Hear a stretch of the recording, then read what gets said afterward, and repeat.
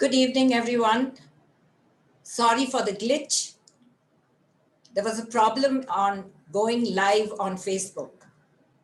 Normally, I don't ask this question, but can you hear me? Can I see in the chat?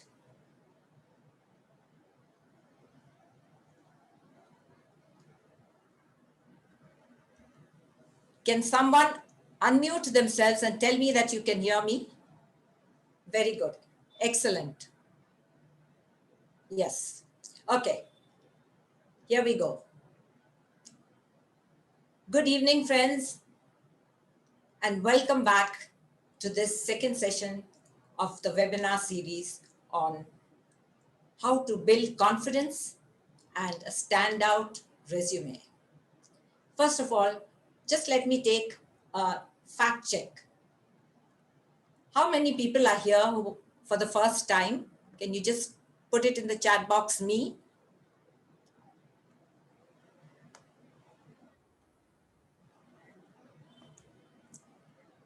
Yeah. Welcome, Shrikant. Welcome, whoever else is come here. Purushottam, welcome. Thank you for being here, and hope to see you again at the third and the last webinar, which is next week, same time.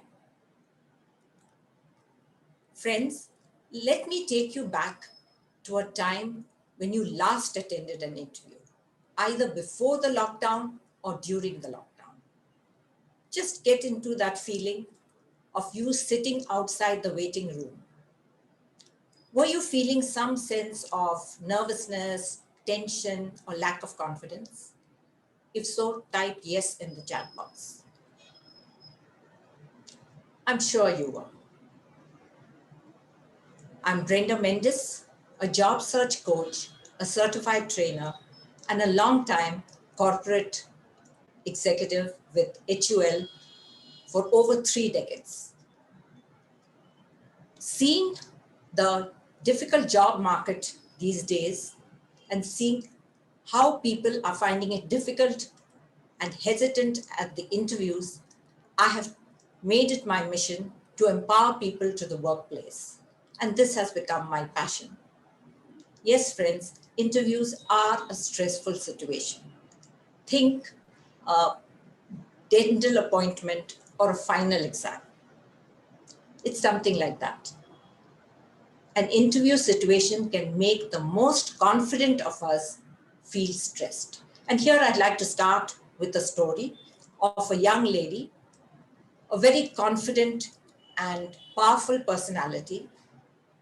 And when she gets that letter for the interview call, she's so excited because that was her dream job. And so on the day of the interview, she turns up, in fact, 1 hour in advance. And while she's waiting outside, her excitement is only increasing. And finally, when her turn comes, she walks confidently to the door, taps lightly, and politely asks, "May I come in?" And as she walks in, she sees 3 panelists in front of her, all dressed professionally, suit and tie. And there is a 4th chair which is vacant.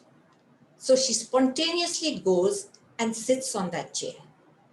And the moment she sits down, she freezes. Why? Because she knows she has made the first cardinal mistake, which is don't sit without being invited. Yes, my friends, our brains work beautifully every morning when we wake up, except when we get into that interview room. And this young lady actually says that the panelists were looking at her. The expression on their face was as if she had launched a nuclear bomb on Pakistan without checking with the army commander of the Indian Army. Anyway, the story goes on, and the panelist asks her at one point, "Tell me, what is your greatest strength?" And she says, "My greatest strength is that I never run away from a situation which is going against me." And the panelist asks her, So suppose you are doing a very important project here and suddenly you receive a call that your mother has passed away. What would you do? And this lady says, well, I will put in a leave application and go home. And the other panelist comes and interrupts in between and says, but what if your leave application is rejected? And now that's too much for her. So she says, in that case, I will go home, attend to the ceremonies, do whatever is needed. I will come back here, do the important project, finish it up, and then I will leave the job. And saying that, she picks up her portfolio with her resume and all, and she is going out of the room until she hears one of the panelists say, but the interview is not over. She thought it was done. So my friends, interviews, sometimes even the interviewer puts pressure. And so I'm going to give you simple tips as to how you can navigate that situation and keep your confidence up during the interview. A few perspectives. I would say mindsets, not mindsets, minds are never set, but a mind shift. One way to look at it is, remember, if you are feeling anxious, you're not alone. All the other candidates are in the same boat. So once you realize that you are not alone, automatically your anxiety will go down. Another important point to remember is that the interviewer herself is going through some stress. You may well ask why. Because if the interviewer is a recruiter, then her business is at stake. And if the interviewer is an HR manager, then even worse, her career is at stake. So we feel stressed out and not confident because we put the interviewer here and we are here. The moment you realize there is somewhat of a level playing field, that you also have some control over the interview, that makes you feel much better. And also remember, think of another time when you had a crisis. An interview is just an event, and you must have faced other crises before. Maybe a health crisis, a financial crisis in your family, whatever. And this is just another event. So those are the first P's I give. And usually the second and third P's are always the same: practice and prepare. The more you practice, the better prepared you will be. And the better prepared you are, the more confident you will be. And so with these preliminary remarks, let's dive deep into the main topic of the day, which is how to build a standout resume.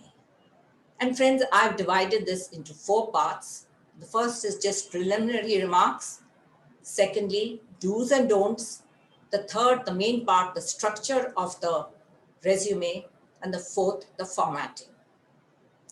So let's begin. Friends, resume writing, just like interviewing, is a skill which needs to be learned. And it is not a fun activity. It is a tedious job and nobody likes to write resumes. But if you don't do the work, no work will get done. So you have to learn the craft of writing a great resume. First of all, let me ask you this question. What do you think is the purpose of the resume? Would you agree with me if I said that the purpose of the resume is to get the job? If so, type yes in the chat box.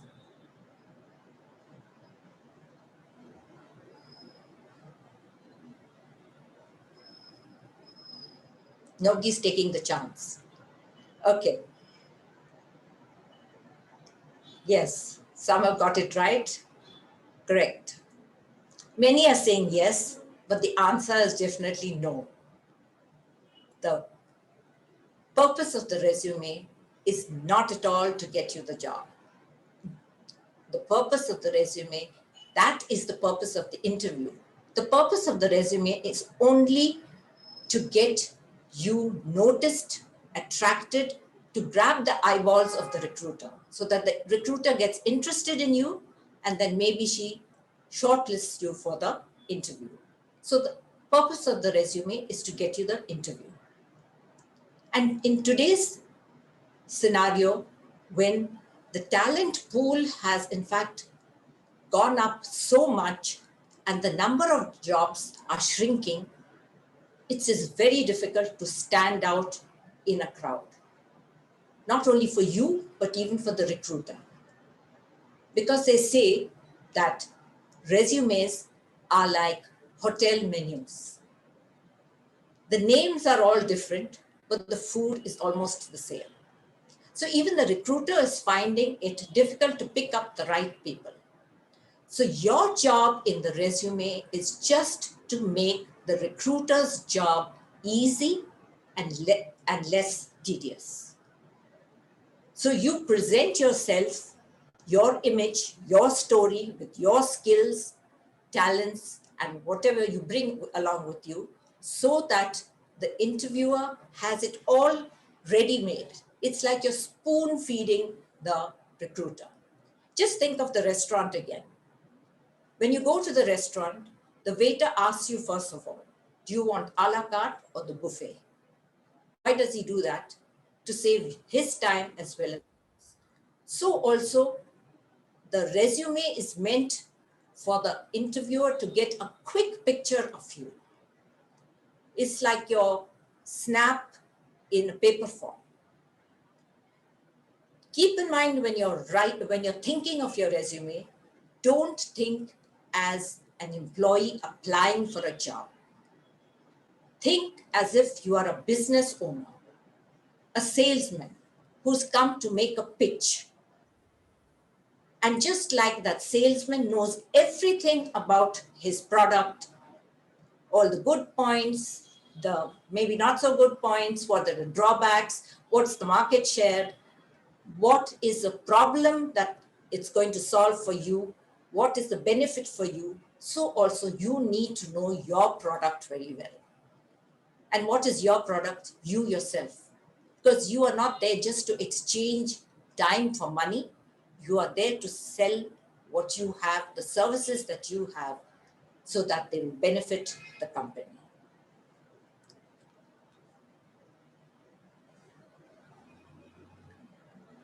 Then again, remember that the resume is not just a piece of paper. It is a structured document which tells the interviewer all about you in just 7.4 seconds. That's all the time that the interviewer has to look at each CV.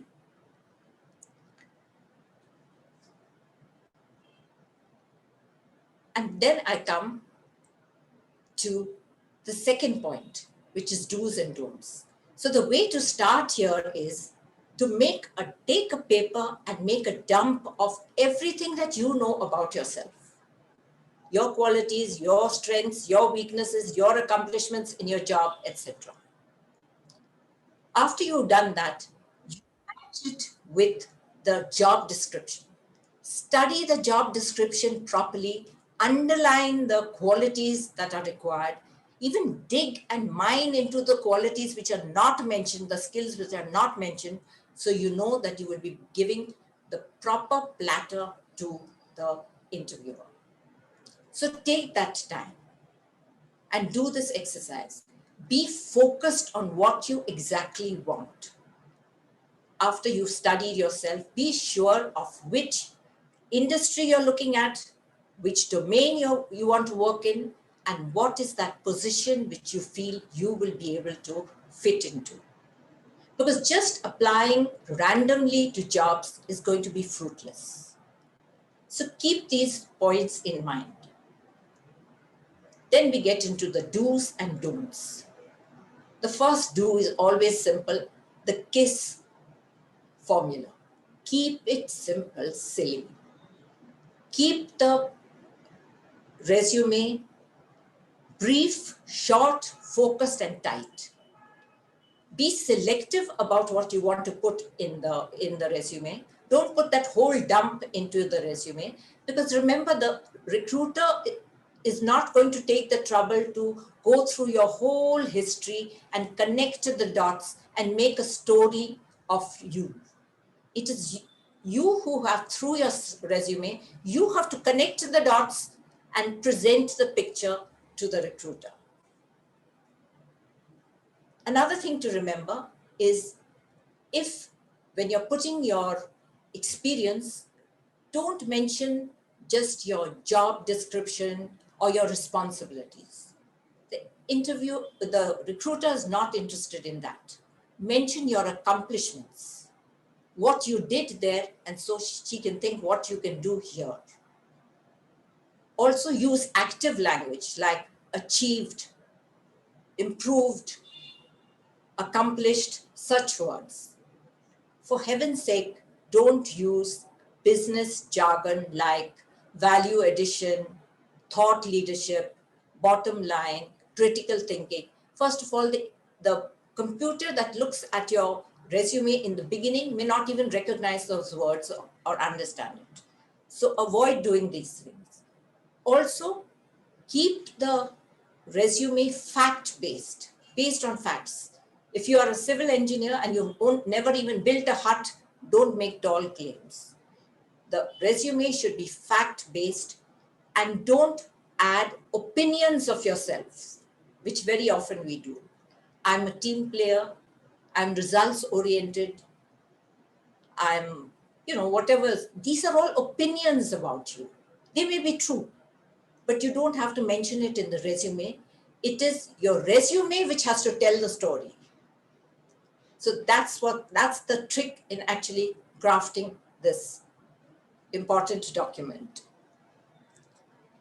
And that brings me, of course, to the main third part, which is the structure. Now, resume has 5 parts of its structure. But before I start that, I'd like to draw your attention to one thing, and that is be aware of how your resume is being read. The resume is not read like you read a book from left to right and this going down. No. There are 2 ways in which it is read. It's called the L and the F method of reading. Psychology shows, the studies show that when we see a document, our eyes first go on the top and the middle portion on the top. So that is the portion that will be seen. That is like your handshake, that is your smile. So that is where you put your name, right on top, not below the header, and right in the middle, not on the side, not on the left, right in the middle, bold in a nice way, which makes you presentable, as if you have a lovely smile. And just below in a smaller font, you can put your address and your email ID or LinkedIn profile or whatever it is. And keep some space after that, and so that it's divides the rest of the resume, and put a big line or maybe double line between the two to now you're starting your story. And this story has 5 parts, and they are the career profile or summary, the career highlights, the professional experience, your education, and your extracurricular or volunteering. Now, already the interviewer has liked your smile and your face with your name there. The next most important thing is your profile summary. In fact, that is the deciding factor whether the interviewer will take the trouble to read the rest of your story. If you realize, we are building the story from the most important to the least important. So in this career profile, you just put 2 sentences or maybe 3, but they should have 3 ingredients. 3 things should be mentioned: your aggregated experience, more or less the domain in which you have worked, and 1 standout accomplishment. Now you may say this is difficult, but it can be done. Just let me read out an example to you. I just found out. You could say something like this: fiercely competitive sales manager with 7+ years of experience, driving profitability and through strategic growth, achieved 50 lakhs per month sales and increased customer satisfaction by 5% each year. 2 sentences which tells the person whether I should go further down and read. And after that, we come to the next section, which is the career highlights. Now you may think, what's the difference? Here you realize we're just building little more, making the story more and more interesting. And in the career highlights, what you do is you put in at least 3 achievements of yours in all your years of experience. Now you may think it's difficult. I've worked for 15 years, 20 years, 30 years. How do I find? So you have to dig deep, mine your own personality and your achievements and your work experience and find out what are those main 3 things that you could put there. Suppose you're a fresher or you've not had much experience or you're a fresh graduate. What you can do is when you in the headline, in the profile summary itself, you can put some of the skills which you have built up, but make sure that you don't put them in bullet points. Bullet points are more difficult to read. So just put them like a sentence with space in between. But if you dig deep, you will find that you can give at least 3 accomplishments. I came across this very nice point which an admin assistant had put down. So I have actually copied it. She says, executed processing of vendor contracts and implemented a standardized process, reducing contract discrepancies by almost 90%. Now, if an admin assistant can give such an accomplishment, many others would have done, even better things or more important things, but just look how she has picked it up. So that's where your skill comes in, actually understanding yourself and picking up those things which are relevant. And always remember, it is the left side which gets more attention. So if you want the interviewer to notice certain important words, make sure they're on the left-hand side, not on the right-hand side. And then we come to your professional experience. Now here you'll mention your experience. Maybe you've got 10 years experience, 20 years experience, 30 years experience, but the ballpark is mention only about 10 to 12 years, last 10 years or so, what you have done. Because what you did 30 years ago is no longer relevant today. So just the last 10 years or so, and put it in this format. The name of the company in bold on the left, because that will be seen first. The period in which you worked on your right. And again, it should be the correct dates, the month as well as the year. Because remember, this is being read by a computer in the beginning.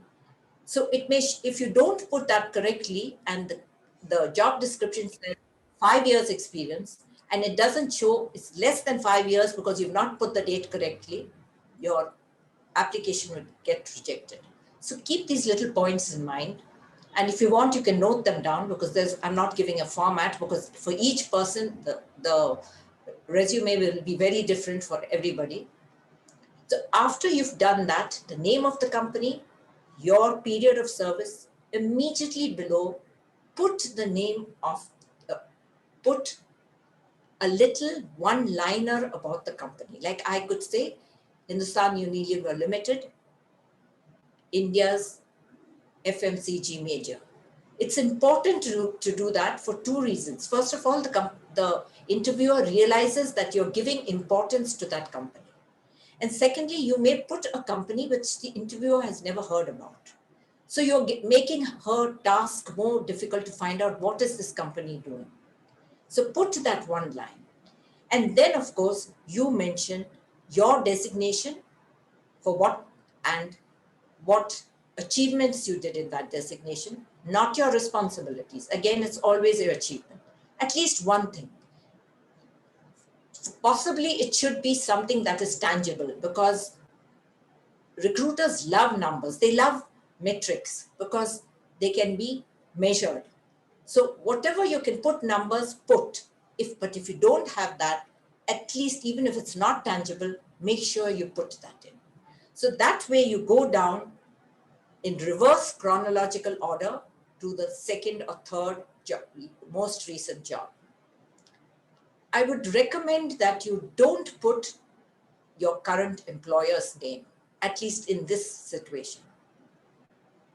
There are many reasons for it. It's better to avoid.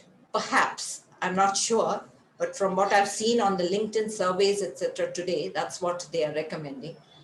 Because in fact, today's survey shows that out of every 4 professionals in India, 3 are expecting to have a job change in 2021. So that's how big the problem is. So friends, these areas, you have to craft them very, very carefully. And then we come to the 4th part, which is your education. And here again, be as brief as possible. Just your highest education, what score you got. If it was a GPA, put the score, and again, put the date of graduation. Now, this is a debatable point. Many people don't want to put the date of the graduation because of the ageism problem. People can guess your age. But again, that's up to you to decide, because in that case, you may not even, your candidature may not even go through the computer. So I think you can deal with the ageism problem in the interview, put the date. And any other tests which you may have taken, if you have done, if which you have scores, if the scores are good only, if you've done psychometric tests or employee assessment tests, you can put them in, and any other certifications you've had. And finally, we come to what we don't pay much attention to, and that's the extracurricular and volunteering. Now, friends, extracurricular is important because the recruiter is looking for an all-rounded personality, wants to know what do you do other than your work?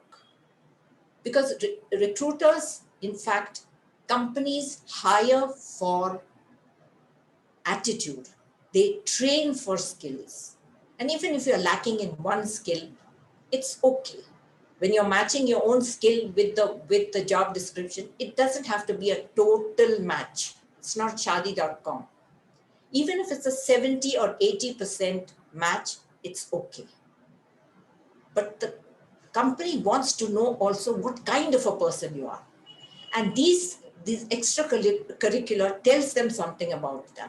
In fact, I'll tell you something. Recently, there was when TCS went for a campus interview to one of the IIMs, and the topper who was listed for the interview was not even called for the interview by the company.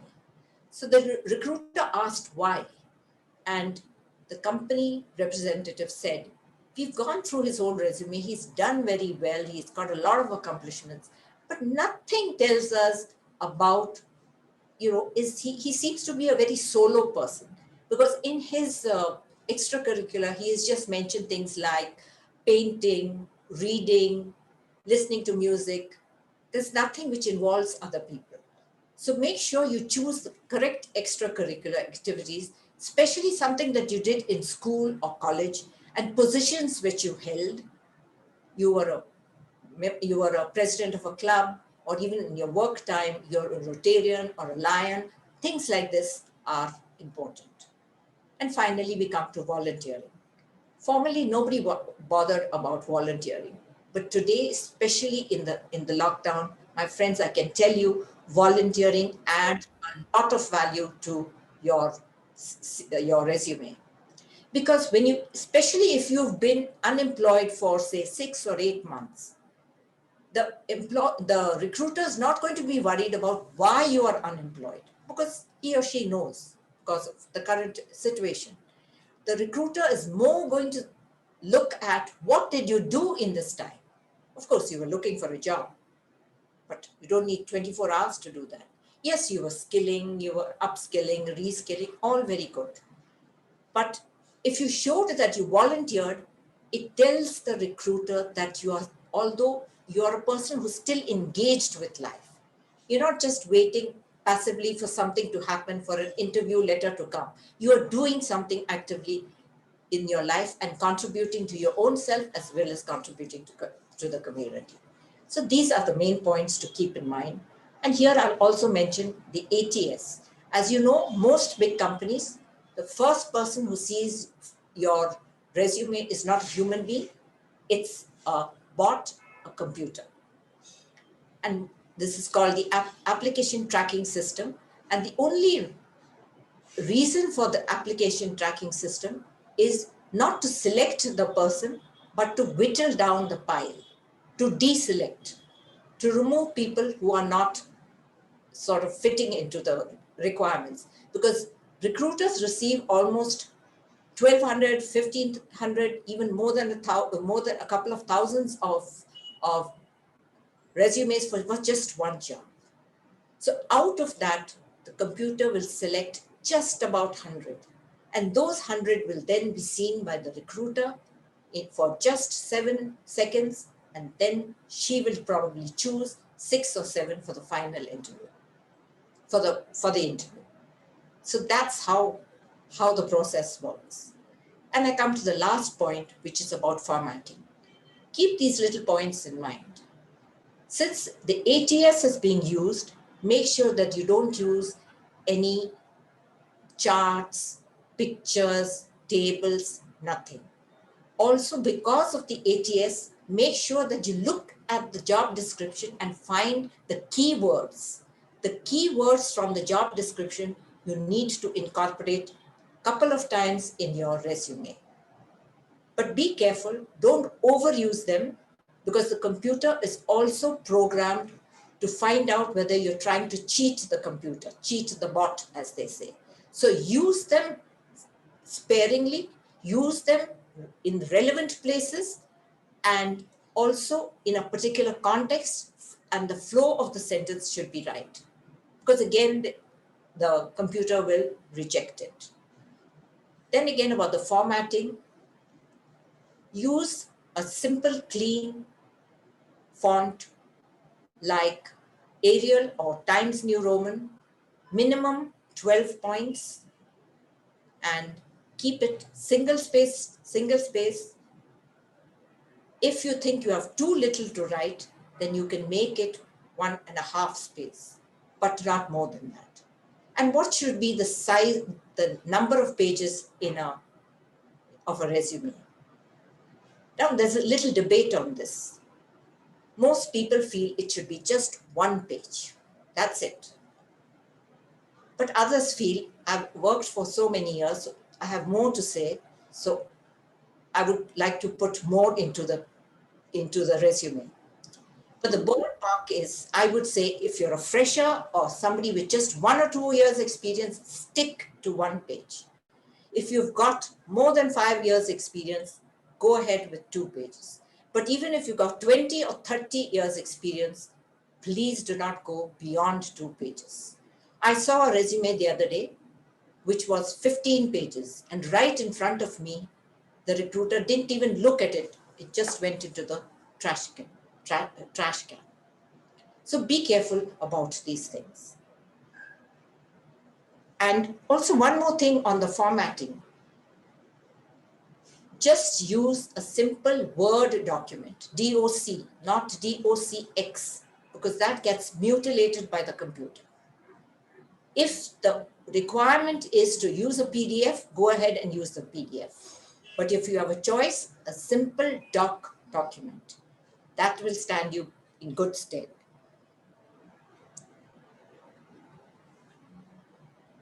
I would say, to end with, there are 3 things that your resume, 3 questions your resume has to answer. Who are you? What kind of a person are you interesting? Would we like you to work with us?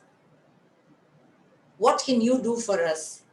Which is your abilities, what you've accomplished, and why should we trust you? Which is somewhat your education, but much more than that. Formerly, we used to put education right on top, but today we know education is not a ticket to your career. So answer these 3 questions. Make sure at the end of it that you have answered all these 3 questions.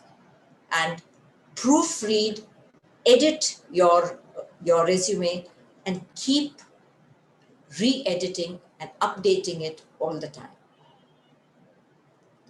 Just in ending, I would say the resume becomes perfect not when there is nothing to add to it, but it is perfect when there is nothing to take away from it, which means you have just given sufficient information, and that's what will make you stand out, because most people give a lot of information and that puts off the recruiter.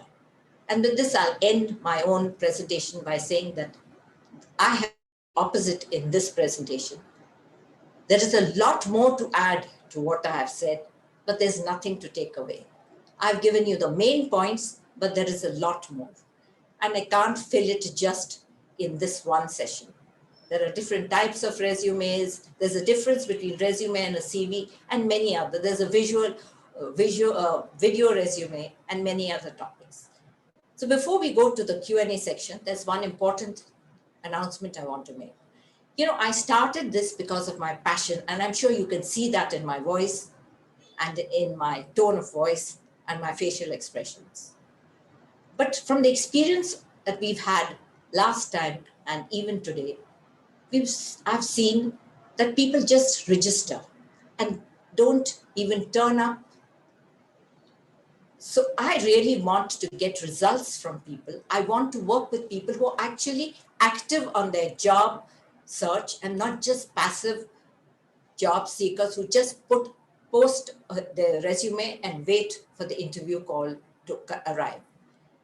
So taking the advice of experts, I've decided that in March, I will do a 5-day intensive workshop only on interviewing skills, a paid workshop at a nominal price of, say, less than 500 rupees. And it's especially for this batch because I don't want to include things which people have already learned over here. So what will I include, you might ask. So actually there's so much to include. The next session, which we are having, which will be on questions, how to answer questions, that will continue as a free webinar. And I'd very much like to do that, but I won't be able to answer all questions. There are hundreds of questions that you can ask. But in fact, if you put them down, it comes to only about 17 or 20.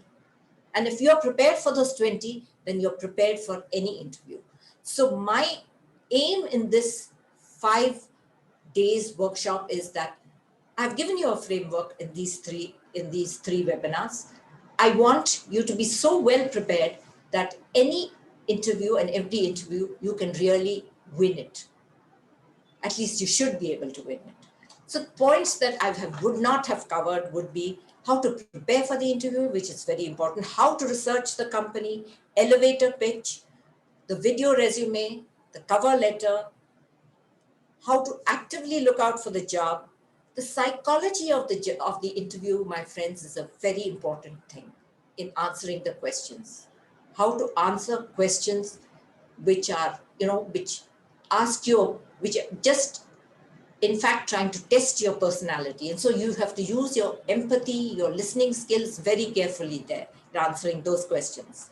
How to interview the interviewer, how to make a sort of a mind map of your job search, how to follow up. This is also very important. How to get contacts and referrals. So this is all that I will be covering in the full workshop.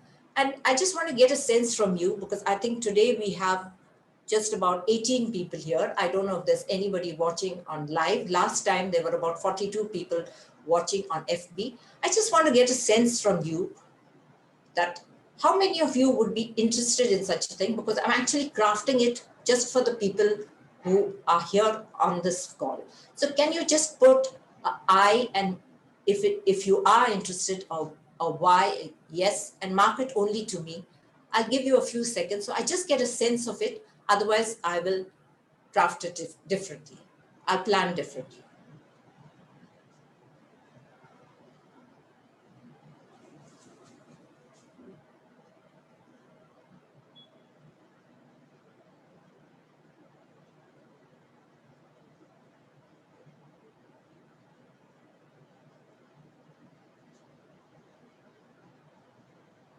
Wow, that's a much bigger number than I thought.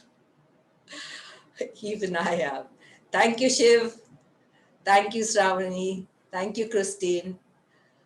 That's a bigger number than I thought. So I was not wrong. People who have made it today, you are really interested. And if you are interested, you can imagine how much more I would be interested. And I'll be there to give you everything that I know, even maybe some formats. I will try to work on some assignments that you have to do so that you make these 5 days really intensive and you are ready for that job interview. As I told you, today's survey shows that 3 out of 4 professionals are going to be looking for new jobs. Last time I told you that according to the UN report, 50% of the jobs which are there today will not be there just by 2025. And even updating your skills is very important. Updating your resume is extremely important. I'll tell you next time why it is important and why it pushes up your stack, your sort of rank in the stack of the computer. And now I think we can open it to, I don't want you to take a decision today because we are not ready with the link, but make sure you're there for the free webinar next week. And that's when we'll ask you to sign up. So you have time even to think about it. But I'm glad to see that so many, yes, we are keeping the same timing, Rose. Yes, same timing, evening will be better because I know that people are working and that's why I've kept the 7 o'clock time so that it suits everybody. And I've seen even at other events where I go, this is the kind of time when most people are available. So let's open up for, I hope you have a lot of questions because I'm dying to answer your questions. So unmute yourself and please ask whatever questions you want. Let's have some questions. What is I and what is L and F method? It's a little technical to explain, Parvez. It is a way of how neuroscience has shown how the eye movement happens when people see a document. So it happens like this. It first goes to the middle, then goes to the side. That's why I said the left is important. Then it comes down, and then it sometimes goes back in between. So that's the E, the L, and the F method. You don't need to know all this, but since I have studied the whole, how resumes are read and how interviewers read them, and I've also done some, gone through some resumes, I know that I myself do that. And if you are a speed reader, you will realize that that's what you do. Neuroscience has only proved that, and they're calling it L and F method, but that's what we actually do. So I have answered that. Which format of resume is best, Word or PDF? Best is Word, but not DOCX docs, just DOC, that version of Word. Please do not use the DOCX because it gets mutilated on the computer. Just use DOC if you have a choice. But if they've mentioned a PDF in the job description, then you have no choice but to send a PDF. How can we add a photo and LinkedIn email in the resume? LinkedIn email, I've already told you, you can put it in the main headline, you should put it in fact. But photographs, I am not sure how they will be recognized by the computer. In fact, I know that the video resume is also something that is sent separately. So apart from the resume, you have a cover letter, which I've not covered today. So in that, maybe you could put your snap on the top. That has a different purpose. And what you mentioned there is different from what you mentioned in the resume. But I'm not very certain. I don't think I can give a definite answer to this, whether you should put your picture, your actual photo, Because formerly we used to put a photo right at the side. Now the new format is that you just put your name on top. And picture whether it will be compliant with the computer. Let me find out and let you know. What is the difference between a resume and a CV? I will tell you the next time. It's quite technical again. If you're in your first job, how do you not mention your current employer? Well, actually, there is no special reason why you don't have to mention your current employer. You can well do that. But especially for professionals today who are on LinkedIn and so many other referrals, people are finding that they cannot, there is something like the hidden market. Now, when a job is posted, you are not sure who has posted that job. It could even be your own company. So that is why we say preferably avoid. If you can't avoid it, go ahead. LinkedIn username doesn't have to be compulsorily mentioned, but it's good to put it either in your cover letter or on top when you put either your email ID or your LinkedIn profile. Because today there's a big debate between resume and LinkedIn. So that's a huge another topic to be taken, because people wonder whether resumes are at all relevant and whether it's not LinkedIn which is more relevant. There's a huge debate on that. Any more questions? Is it okay to use italics, bold, and other fonts in a resume? Avoid. Don't you can use bold, avoid italics, not italics. And bold only selectively as the name of the company, just where the headlines are, nowhere else. Just keep it simple. Don't use italics.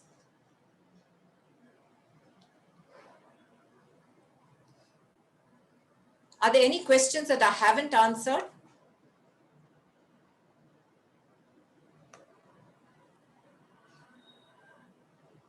Yeah, the font styles I told you should be Arial or Times New Roman and no less than 12.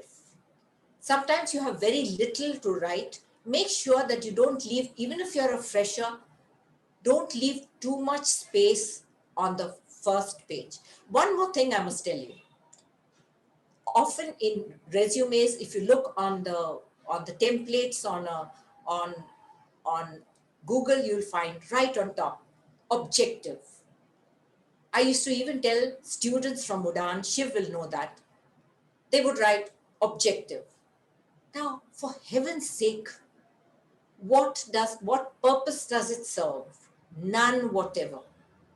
Unless, of course, you are a very senior, scientist, maybe working on the COVID vaccine or something, and you want to, say what your objective is, you're a research scientist. Otherwise, there's no sense on earth no reason on earth why you should put that objective. So please avoid that. Don't put any objective. One sample resume, if you send us, well, actually, most people will say we can't give you a sample resume because there is no one size fits all. But when I do the workshop, I am thinking of doing not a sample, but at least a format, giving everything, like whatever I've told you. I can't do it for all types of jobs. It will be different for a marketing job. But I was thinking that I will do it just one professional format and one for a student or a fresher. I'm planning to do that. What photo is preferred? I'm not even sure. I have to research this, whether the photo is, how does it work today? So let me get back to you on that. I will go through these and I'll take these points down so that I will research about the photograph and any other point that you may want. So I'm ready for it. Is it good to use experience with STAR approach? Not on the STAR approach is actually for a story. If you can convey, actually your resume itself is a story.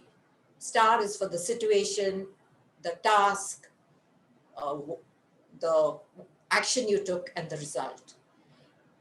You can use that at the interview when you are telling a story.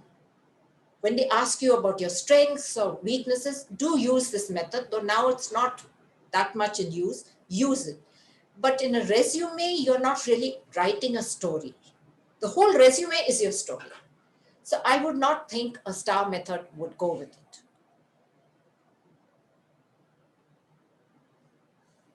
If you are a seasoned professional with over 5 years of experience, then do you need to mention your first job, or can you skip those? If you've had just 5 years experience, I think you should mention all. Anything up 5, 6, even up to 7 you can, unless you have some reason to skip it. Now, if you have some reason to skip it and if you're asked about it in the interview, then you should be ready to reply. But otherwise, if you have no reason to skip it, never avoid giving, sort of refraining from giving information unless that information is going to go against you. If you had some problem with that company and you didn't leave on a good note, then maybe, yes, you need not mention. But then you would remember, you will have to answer the gap in your work experience. That's surely going to come as a question. So be prepared for that. And that's surely one of the questions I'm going to answer, how to answer the gap in your job.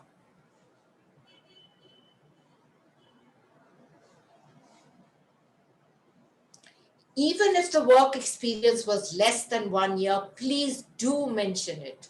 Not only work experience, I would say, even if you've done an internship, if it was unpaid or whatever it is experience. Remember, you have picked up certain skills. You've done an internship, you picked up some skills which are transferable skills, and they could be used in your new job. So please do mention, especially if you're a fresher and you've got little experience. If you've got even 6 months experience, mention it. If you've done an internship, mention it. It all counts, it all adds up to the picture you're showing.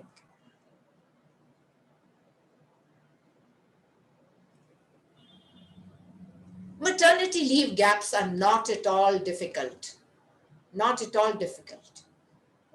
Difference between a CV and a resume, I'll answer it later. It's a bit more technical. But maternity leave gaps, employers don't have a problem with it, at least not today.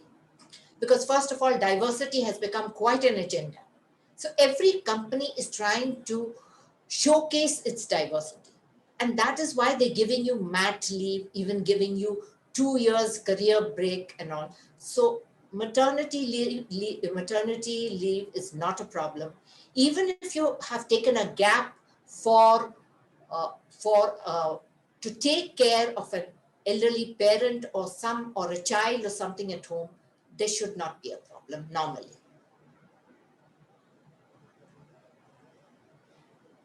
So if that's all, any more questions? Thank you very much. How much maximum years can we put for a gap? It depends on how long you had the gap. So if you had to stay at home because of a child's illness for a year, you could say that. But make sure you keep that answer well crafted and ready, so that because you're going to be asked that question about the gap. So make sure that you can keep it. If you've been out of work for a long time and it is because you were thinking of maybe start getting into a new domain, or even if you started your entrepreneurship and that didn't go off very well, no problem. All that you need to do is you need to explain convincingly to the recruiter why the gap. The gap itself is not an issue.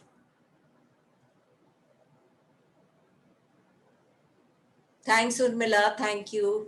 Thank you. Thank you. Thank you, everybody. Thank you. Thank you so much, ma'am. Thank you. Thank you, everyone. Good evening. Good night. and God bless you. And we'll see you all. Thank you for nice session. Wonderful session, ma'am. Thank you Thank so you. much. Who's that, Shiv? Yes, ma'am. Okay.